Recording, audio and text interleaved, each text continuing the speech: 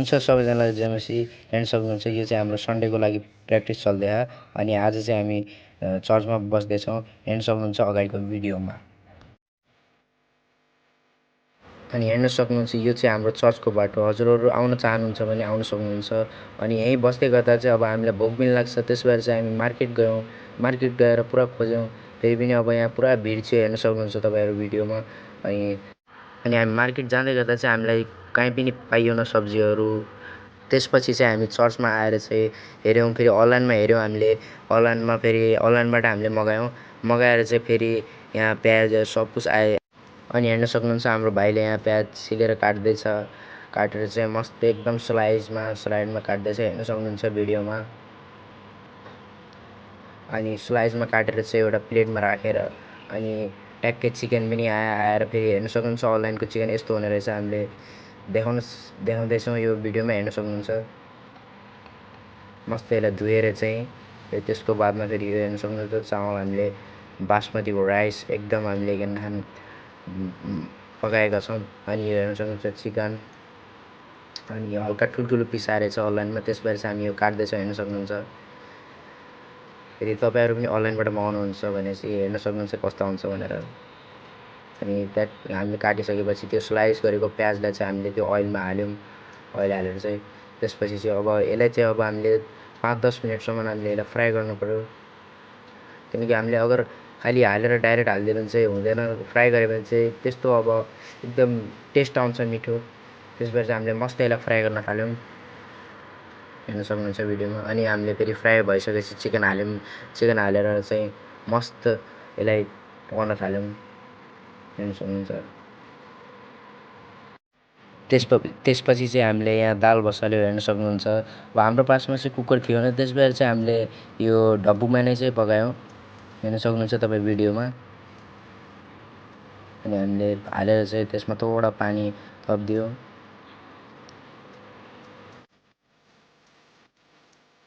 अनि हेर्न सक्नुहुन्छ त्यसपछि चाहिँ हामीले यहाँ पानी थपेर चाहिँ यसलाई अब दाललाई चाहिँ बोइल गर्न राखिदियौँ त्यसपछि यो दालको लागि हामीले प्याज काटेको थियौँ अनि हेर्न सक्नुहुन्छ राइस भिजाएको थियो हामीले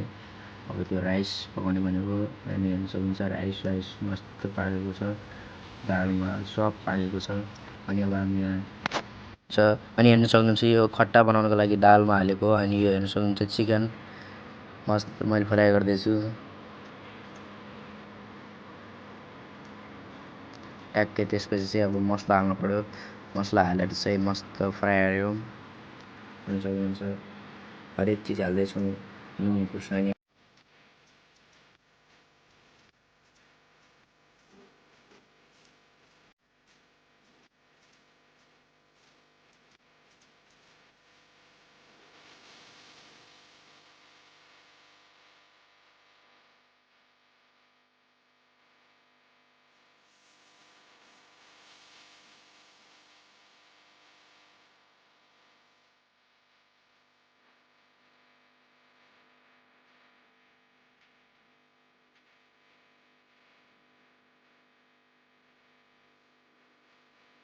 अनि हेर्न सक्नुहुन्छ चिकन पाकेर चाहिँ यस्तो दामी भएको छ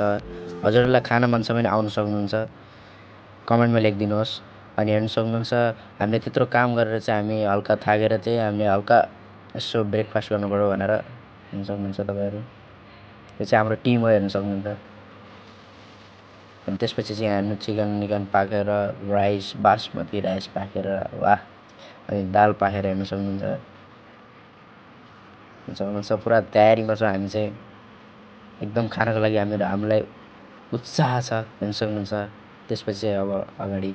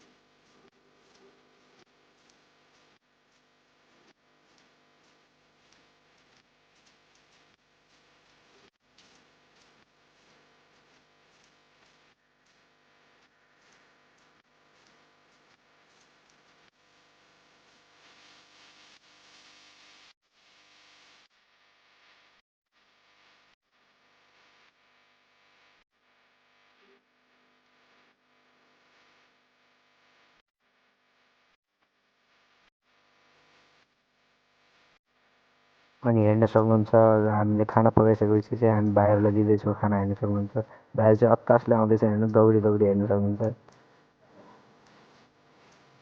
हेर्न सक्नुहुन्छ तपाईँहरूले। अब हामी पनि सबैजना बसेर मिलेर खानेछौँ हेर्न सक्नुहुन्छ भिडियोमा तपाईँहरूले।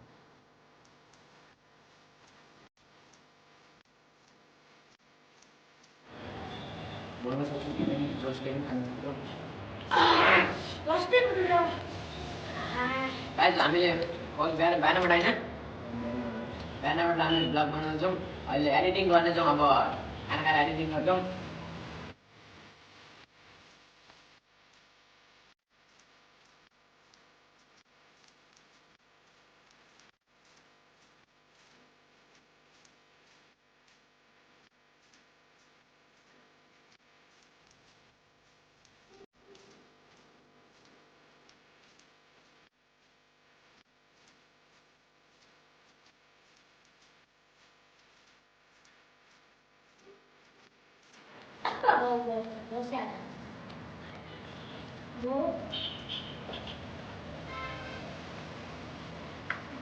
Mas bisa dulu.